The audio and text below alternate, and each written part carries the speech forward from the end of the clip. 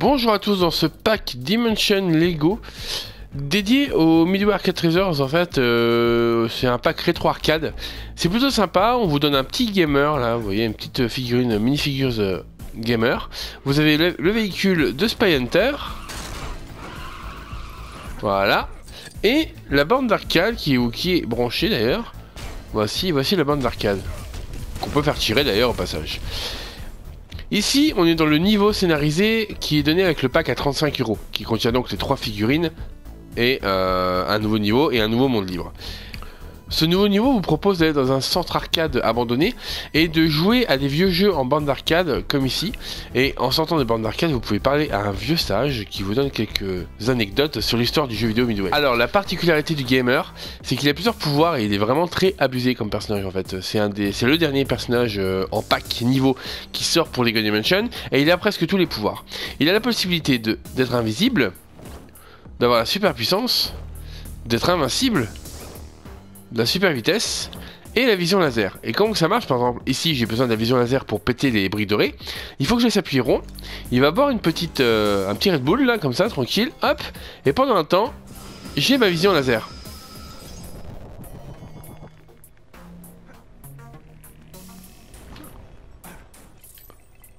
Alors là, quand les briques sont toutes blanches comme ça, c'est qu'il va créer une borne d'arcade.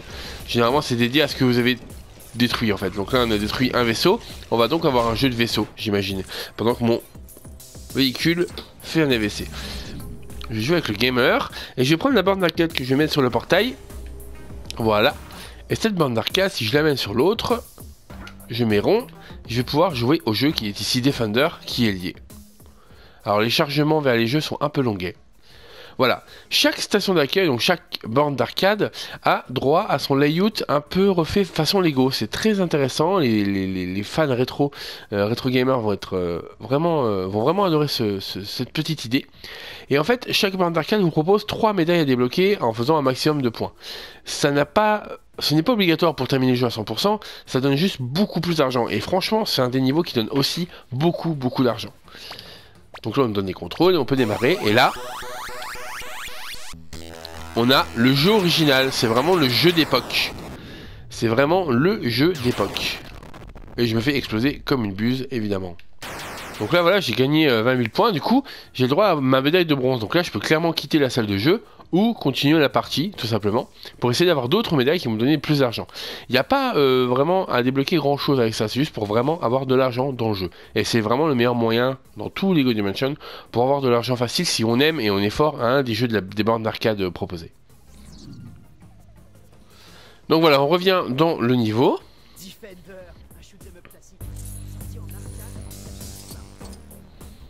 Et on débloque une des petites orbes qui est liée à tous les jeux qu'on peut débloquer dans le niveau scénarisé.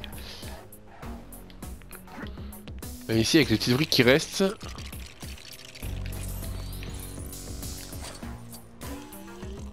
Ah, j'ai bu une potion, je sais pas laquelle, tant pis. Hop, on s'arrête en pit stop.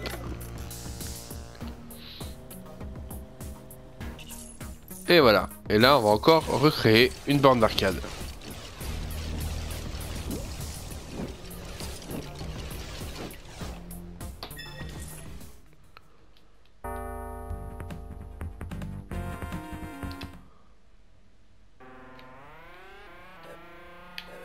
Allez, on tourne. Et donc là, ici, par exemple, on se bat contre les personnages de Gauntlet. Refait en Lego pour l'occasion avec leurs petites animations en saccadé. Façon borne d'arcade.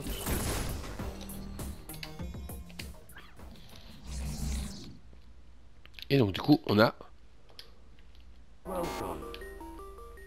Voilà.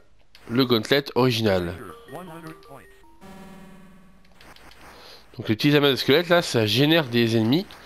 Du coup, il faut les détruire en priorité. Voilà.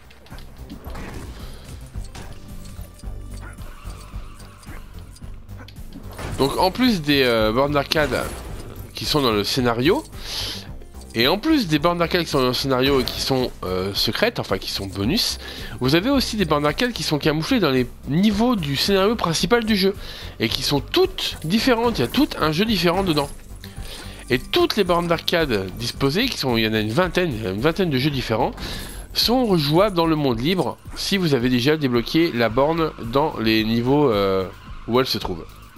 Là, en étant invisible, je peux frapper ces petits robotrons là qui m'attaquent.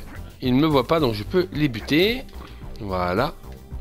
Alors, Robotron, pour ceux qui ne le savent pas, c'est un peu l'ancêtre des Geometry Wars et autres twin stick shooters super populaires. Et donc, c'est pas n'importe quoi, clairement pas.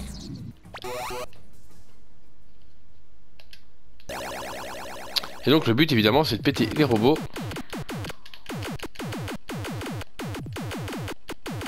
Tout en défendant les humains. Voilà. Et donc, prenons l'ascenseur.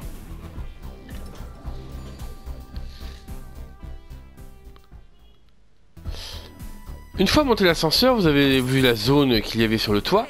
Il y a un petit passage caché qui vous permet de débloquer le monde, le niveau Paperboy, et il est très intéressant. Je ne vous dirai pas comment l'avoir parce que c'est très intéressant de le débloquer. Mais voilà, ça existe. Et moi, je trouve que c'est un très bel hommage du coup, parce qu'il est bien réussi visuellement. On a même la tondeuse là qui vient nous embêter. Ce qui est plutôt marrant.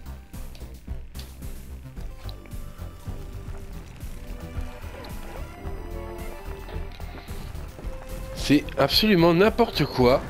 Ils ont vraiment tout bien mélangé. Et du coup on a des bastons sur fond de musique classique avec des singes de Magicien d'Oz.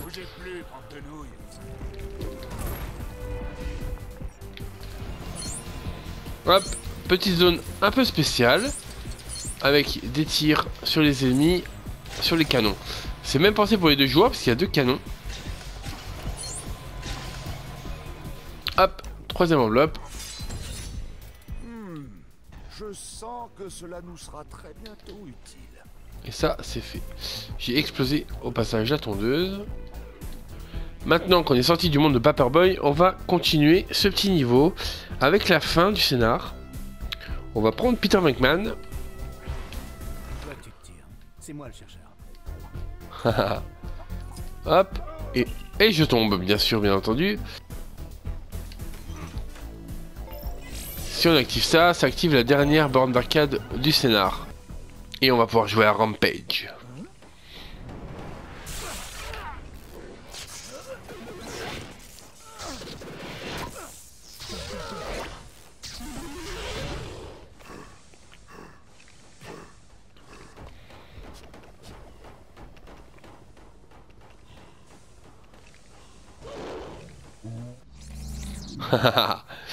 Trop mignon.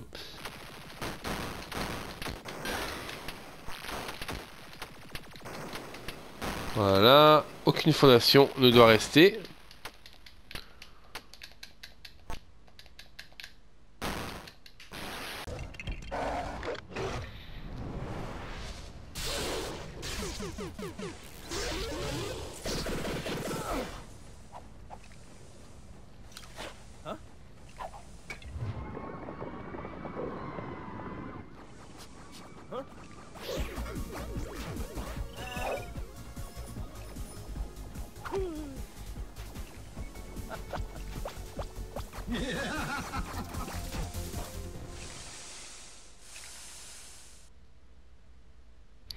Et voilà, on a tout réveillé.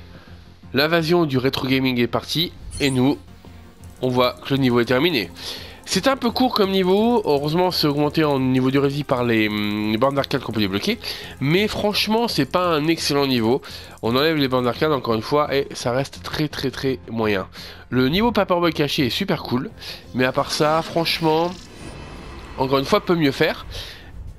Les niveaux Doctor Who et les niveaux Ghostbusters sont loin d'être dépassé par celui-ci. Le Retour vers le futur est toujours le pire. Et Portal et fidèle lui-même est excellent. Ah, c'est un bonhomme Just qu'on débloque grâce au mini-kit. Voilà. J'espère que cette vidéo vous a plu. En tout cas, je vais essayer de faire une vidéo sur le monde libre de Retro Gaming. Si cela vous plaît, il faut le dire, parce que je ne sais pas encore si je ferai d'autres vidéos de Lego Dimension. Et sur ce, eh bien, bonne continuation à vous. Au revoir tout le monde!